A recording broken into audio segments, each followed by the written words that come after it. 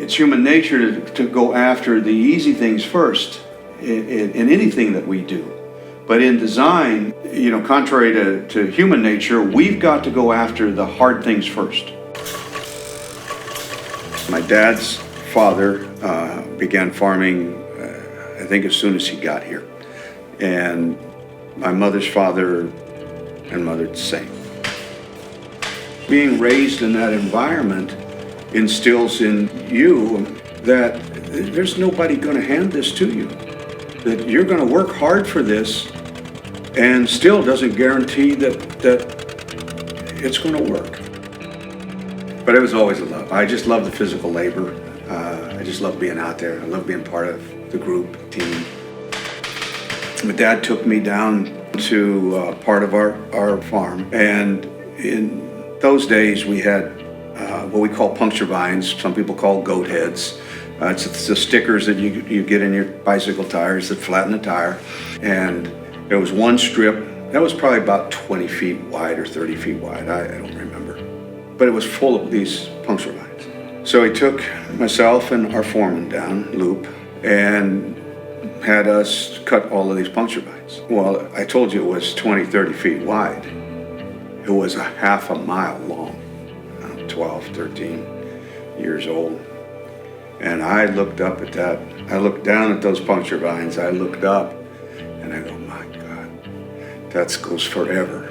And I just put my head back down and I said, I'm going to keep swinging this shovel. And as long as I take out a puncture vine every time I swing this shovel, sooner or later, I'm going to be done. But see, that experience taught me a lot. Because I really live my life taking it one puncture vine at a time. Well, my dad was a hot rodder. He enjoyed building engines, and when he was a kid, and actually dropped out of high school so he could go down to Los Angeles and learn more about the mechanics of machinery. And so we all we'd go to the drag strip and have a little race and run his 61 Ford Starliner against my Falcon and things like this. So it was just something we could enjoy and share together. But it also fostered my love of mechanics and machinery and always trying to push the edge. As a hobby, I build high performance engines, and as a business, I build high performance human engines. From a mechanical engineering perspective, the musculoskeletal system is just levers and cables. And so all we did was build the resistance system to accommodate that.